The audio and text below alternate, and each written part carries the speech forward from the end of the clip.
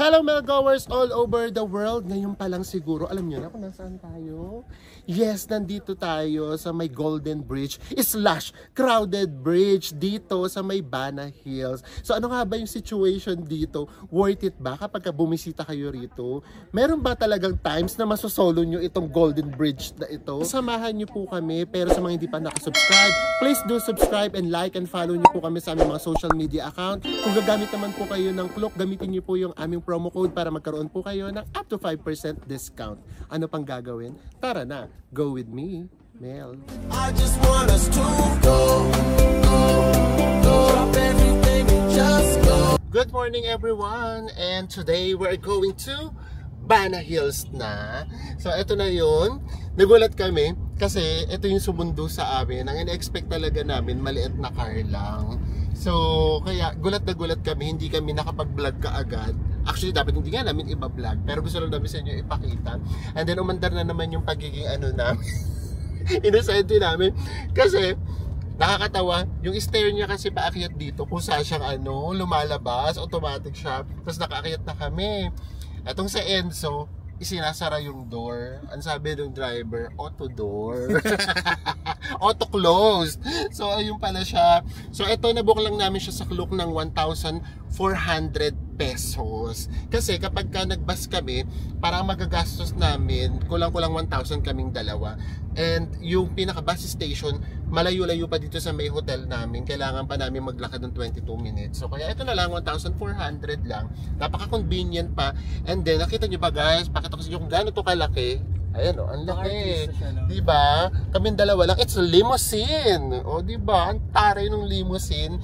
Kaming dalawa lang. And it's only, again, 1,400. Binook lang namin siya sa Klook.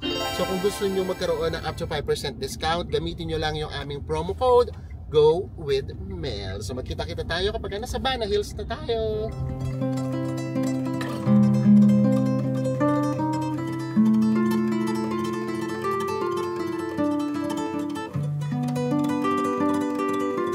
Siguro mga 10 minutes na kami nandito sa may cable car, pero grabe. Hindi pa rin tapos.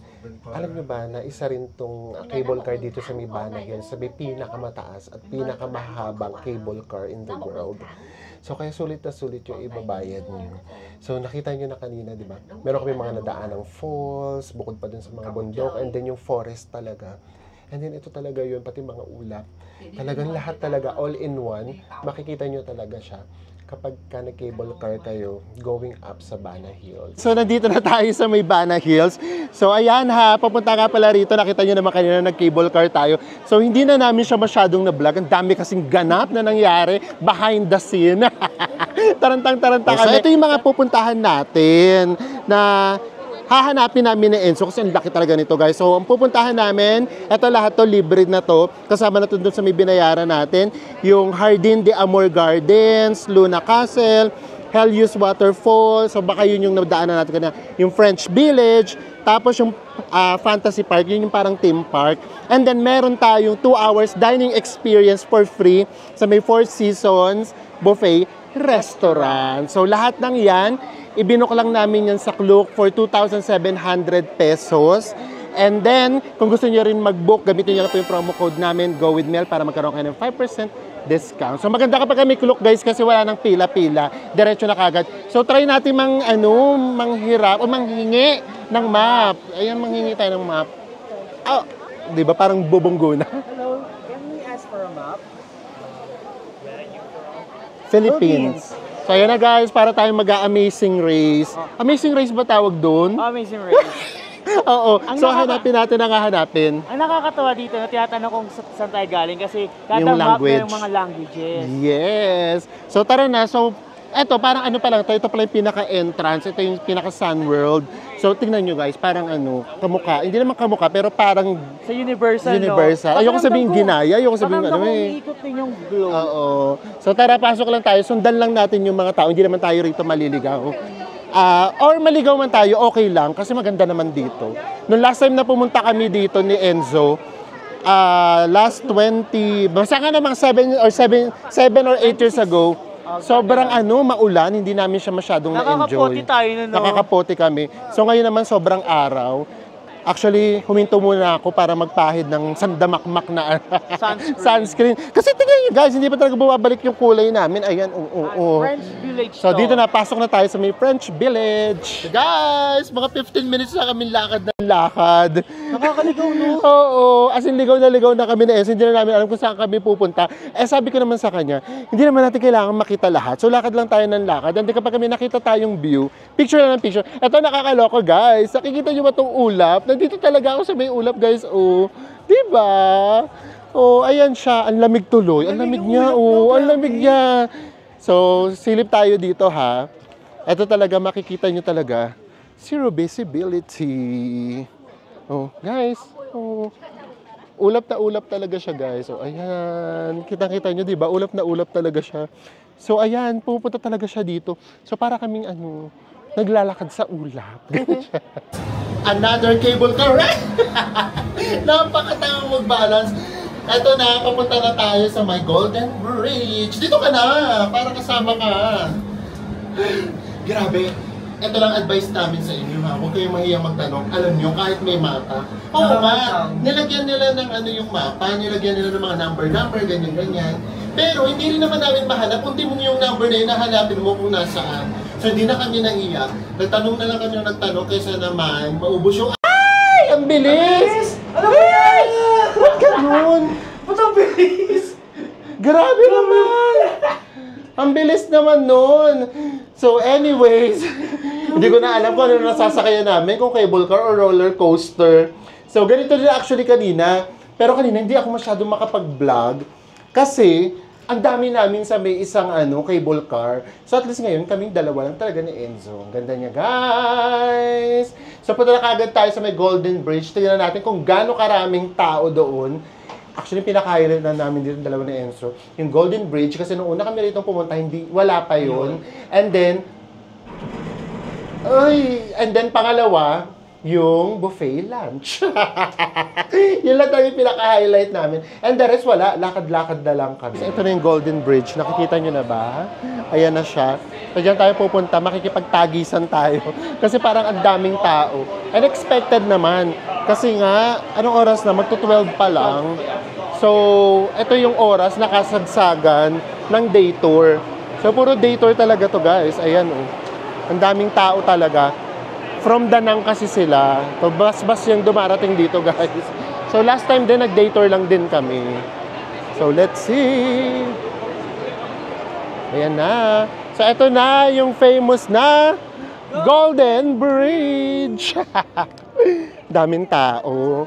So, hindi ko na alam kung Golden Bridge pa ba dapat ang pangalan nito. Grabe, daming tao. So, lakad lang tayo. Ang hirap ditong humanap ng magandang angulo for pictures. Kaya kung pictures ang hanap ninyo, mukhang imposible. Lakad lang tayo. Yan. Pero ito yung view niya, guys. Wala kayong makikita sa view kasi puro ulap. Oo, yun nga lang yung disadvantage. Pero dito naman, hindi naman. Oh. Dito naman, garden. So, ito na yung famous na ano tawag dito? Yung hands. Na parang buhat-buhat niya yung bridge. Ito na siya. Lapit pa tayo. Oo, kasi hawak-hawak niya eh. So, ito siya. Ay, ang dami tao. Grabe. And today is Thursday ha. Sorry. Ayan, di ba? So, today is Thursday pero ganitong karami yung tao. So, ayan siya. Ayan na yung famous na kamay na nakikita natin lagi sa picture. Kapag sinabing Bana Hills na Golden Bridge, ayan siya. Diba? Guys, katatapos lang namin mag-photoshoot. So, mahirap talaga. Oo. So, yun talaga yung advantage. Kapag nag-stay kayo rito kahit one night sa may Mercure. Kasi wala. Dito, kapag naglalakad kayo dito, it's either mapu-photobomb ka or magiging photobomber ka, puro sorry yung sasabihin mo. Ganun siya. Ay, meron pang Big Buddha. So, hanapin natin yung Big Buddha. So, ayun, hanapin namin yung Big Buddha. And then, parang may mga pagoda. Pupuntahan natin yun. Ayun, parang may maganda kami nakikita doon. So, tara, let's. Pero yun yung nakaka-epic kasi dito, guys. So, ito, Itong atmosphere na ganito, oh. Ayan, oh, yung merong mga ulap-ulap na ganyan, yung fog na yan. So, di ba? Pupunta na tayo dun sa may parang temple na nakita namin. Ice cream na naman. Sarap. Fairness. Actually, nauna sa Enson tumikim, sabi niya masarap. Hindi ka agad ako naniwala. Ito, punta natin. Yung pagoda? Yeah, tayo sa may pagoda. May ancient house yun dito, oh. Kaya sa pagoda muna tayo. Ay, flower garden na dyan. Ang laki kasi nitong lugar na to, guys. So, kung gusto niyo puntahan lahat, magmamadali talaga kayo. Kami, alam niyo na nga kami, di ba? Ito din niyo naman, ang dami pupuntahan, pero petics na petics kami. Sila lahat nagkakanda, sila, nagmamadali. Lalo na mga may tour. Meron nga kasing tawag doon, bandera. Dapat sunod sila doon ng sunod. So, kung nasaan yung banderang yun, dapat lahat sila nandoon. Kung hindi, may iwan sila. Guys, nandito na tayo sa may pinaka-garden. Ang laki nitong area na to. Sorry. Ang laki nitong area na to. Pero ang dami pa rin talagang tao. Yun nga. Wala ka ibang masasabi rito kundi sorry. Kasi lagi kang lagi kang mapotobam. Oo. So, puro sorry. Hanapin natin yung Buddha. Ayan na, nakikita ko na yung Big Buddha. Ito na yung Buddha. Nakatalikod sa atin yung Buddha. Ayan siya. Nakikita nyo, ayun siya. Oh, ayun. Guys, finally nakita na natin si Big Buddha. Ayan siya. Grabe. Ang taas niya, ang laki niya. Tapos yun yung nakakaan nga doon ng mystery, guys. Yun nga kasing nababalutan siya ng ulap. Ganun talaga siya. So, ayun siya. Ang ganda niya, in fairness. So, lakad pa tayo. Tingnan natin kung ano pa yung mga makikita natin dito. Susulitin talaga natin. Actually, hindi nga. Ang dami na nga namin hindi pinupuntahan. Basta kung ano lang yung kaya namin puntahan, go lang kami, oo. Tapos picture lang kami ng picture, ganyan. Kasi ayaw nga namin maghabol. Ay, eto, pwedeng bumaba dito. Ay, tapos dito siguro, ayan, dito tayo. Ayan, dito yung spot para makapagpa-picture sa may Big Buddha. Pero ingat kayo, guys, kasi tignan nyo kung gaano ka-steep tong bababaan nyo. So, ingat talaga tayo. Ayan siya. So, ang daming paandar ng Bana Hills, sa totoo lang. Ang dami-dami yung makikitang design na kung ano-ano. And then ngayon naman, eto, tignan nyo yung upuan niya, guys. Mga gulong. Oh, diba? Ang daming paandar. So, dito lang tayo. Picture na natin to. Paakyat ng Buddha.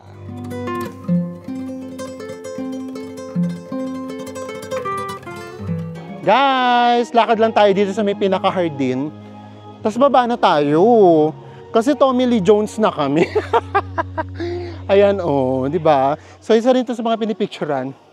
Actually, baka maka-KJ na kayo sa amin ni Enzo. Kasi sorry ha, ang dami na rin namin hindi pa na-i-vlog o hindi na na-i-vlog. Kasi, inanamnam lang talaga namin, lakad lang kami na lakad. Don't you worry guys, kasi babawi kami sa mga susunod naming vlogs. O kumbaga ngayon, yung pagpunta kasi namin dito sa may Vietnam, parang daan lang. Kumbaga parang nire-ready pa namin yung katawan namin para sa may susunod nating adventure. Kasi baka mamaya, ubusin na namin dito yung energy namin. Tapos, pagdating doon, walay na kaming mailabas. Drain na. At saka nga, nakapunta na rin naman kami dito. Gusto lang talagang ulitin ni Enzo. Kaya namin ulit siya pinuntahan. So, kaya hindi na namin masyadong binlag lahat, guys. Binigyan lang namin kayo kahit paano ng idea. Ito na, pababa na tayo. And from here, makikita nyo na yung buffet natin na lunch dito sa Four Seasons na supposedly medyo chuchal. Okay. Ito siya. Naging parang kantin. Charot, hindi kasi daming tao. Papakita yata yan. So, ayan, ipapakita nyo lang yung pinaka-voucher ninyo from Klook para makapasok kayo. Tignan natin kung makakapasok sa Enzo. Naku, Diyos ko, hindi pa yata nakapasok sa Enzo. Mukhang hindi pa yata kami ma-approve. Ay, bukas na. Go na daw, bes. O yan, ako na. Diyos me. Okay. Thank you. So, ito na. Ito yung sinasabi namin sa inyo, guys. Diba?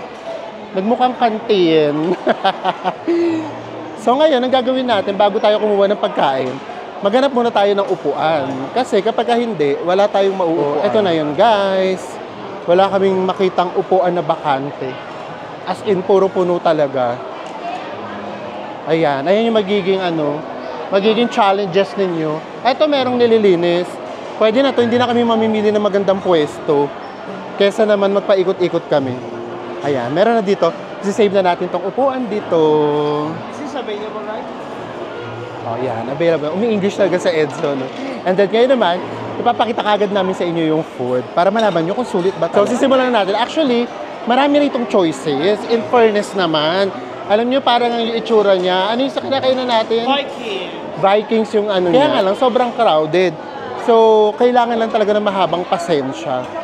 Tapos ano yan, considering na magwa 1 PM na. So, lalo na kapag yung mga 11 to 12, feeling ko, mas maraming tao. Tsaka yun, pakiramdam ko rin dito, baka hindi alaga sa refill. So, ito yung mga food. So, dito yung mga vegetables. Ayan, mga salad stations. Ano to? Smoke. Ano to? Ang laki-laki niyang leg. Grabe. So, titignan namin. Hindi kasi namin alam kung anong tawag dyan. Ire-research pa ni Enzo kung anong ibig sabihin ng bale leg. Sige, search mo. Ayan o. Ang laki. And then dito may hipon. Ang dami. Oh. Tapos, hello. May mga rice dito. Iba't ibang klase ng rice. Tapos, eto oh. Mga meat din. Ay, ito bongga. May mga duck, may mga turkey. Diba? Ang sosyal. O yan, nagkakagulo na sila. Yung ibang pagkain, ipapakita na lang namin sa inyo mamaya. Kasi sobrang dami. Ayan, may mga dessert. So, dito na nga tayo. Kaya mo sila dyan magkagulo. Ang dami! Ayan, oh. Parang kaldereta. And then, eto naman, bread station. Ayan yung bread station. Ayan siya. Pero ang gulo nga lang talaga, guys. Promise, sobrang gulo talaga. So, tara na, kain na tayo. Kuha na kami, guys. Chibugan time na. Ako, actually, ang nakuha ko lang, ito lang pork. Ayan. Tapos, beef. And then, pork ulit. Kasi nga, grabe, guys. Sobrang dami ng tao. Parang ikaw na yung malilito kung saan ka pupunta. And then, merong ang dami ng tawag nito, wala nang laman. Pero dito ako kay Enzo bumili. Wala ngayon sa Enzo kasi kumuha ka agad siya. Eto, hindi ko alam kung saan nyo itong mga nahanap. Napakatsaga pagdating sa food. Hindi ko alam kung saan nyo ito nahanap. Oh, may hipon. Tapos ito parang may hamonado. Ito, oh, parang hamonado. Ayan. And then, meron pa siya ritong tahong. Diyos ko, hindi ko alam kung saan ito nahanap na Enzo. Ayan, may tahong pa, oh. Diba sabi ko sa inyo, eh. Sa Enzo, pagdating sa may food, eh, panalo talaga. Ito masarap kasama sa may mga buffet. Oh, meron pa siyang ganito, oh. Ito mga ito, hindi ko na ito masyadong nakita kanina. So, yung tarantang-taranta ako, ang daming tao. So, ayun. Yun yung disadvantage. Kung ayaw nyo siyang isama sa may activity ninyo, pwede naman. Kasi kapag walang buffet, lunch, magiging 2,100 pesos lang. Kapag may buffet, ayun nga, magiging 2,800. So, merong 700 difference. Ito yung 700, yes, kung titignan nyo, for a buffet, mura to. Pero ito nga, paano nyo siya may enjoy? Para ka talagang nasa kantin. Ganun talaga. Sayang, ano pa naman siya, kumpleto pa naman yung mga variety niya. Actually, ang marami, Thai food, tapos merong mga vegetarian, marami din. Kasi syempre mga foreigners, di ba? Mostly mga vegetarian sila. Ito na sa Enzo, guys. So, tignan nyo. Ang dami nang kinuha, tapos meron pa rin siya. Ito, ano yan? Oh, may papansit pa siya. And then, tingnan mo ginawa niya kaagad. May 3 kaagad na juice. Ganun talaga siya. Diyos ko! So, let's eat. Sobrang ano na talaga kami. Gutom na din. Nareklamo siya. Magulo rin daw. Ang gulo talaga. So, wala lang. Ganun talaga. Sabi nga sa inyo, when you travel, hindi naman lahat perfect. Actually, nung una kami nito kumain, hindi ko matandaan kung ganito rin kagulo eh. Or baka that time kasi, mas organized ba dati? Oo. Or baka mga that time kasi hindi pa kami sanay sa may buffet. Isa pala kami sa may magulo that time. Pero ang ganda ng setup that dati, parang ang ganda ng setup dati. Ngayon, talagang parang kantin na lang yung setup niya. Guys, fruits na ako. Ito na ako, watermelon, and then, ito, oranges. So, yeah, grabe. Parang nakakawala talaga na siya ng medyo ng gana kapag kasi ang hirap maghanap ng pagkain. Tapos parang ka nakikipagtagisan lagi. Katulad dito, etong watermelon, lagi siyang wala. So, naghintay na lang ako para paglapag, kuha ka agad ako.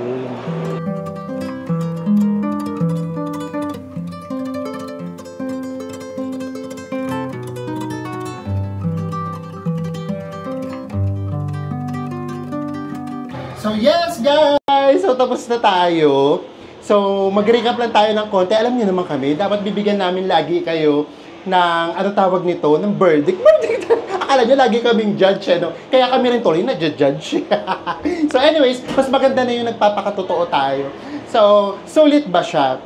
Okay, to be honest, nakita niyo naman, di ba? Yung cable car ride pa lang, kapag bibilin niyo siya sa ibang lugar, minsan, ay! Eto kasi yung ang bilis-bilis Ay! Sorry guys. Marami na namang magagalit sa akin. So ayun. So, di ba minsan may mga cable cars na 800 pesos, ganyan. So, ganun na lang natin siya, kwentahin. Tapos, nakita nyo rin naman na kapag buffet lunch tayo, ang dami rin namang choices. So, minsan yung buffet lunch nasa 1,000 pesos na rin yun. Tapos ito, pwede kayo ritong mamasyal-masyal.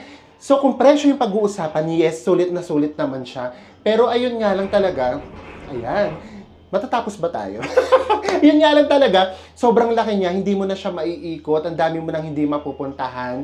Pero ang daming ganap dito, ang dami mong pwedeng makita, ang dami nilang nilagay ng mga designs, ng mga architecture, ng mga sculpture, lahat talaga. So bawat lugar, iba-iba yung magiging vibe ninyo. Ito lang yung sa akin, pakiramdam ko hindi siya advisable sa buong family. Yung meron kayong toddlers, yung meron kayong mga maliliit na bata or senior citizens.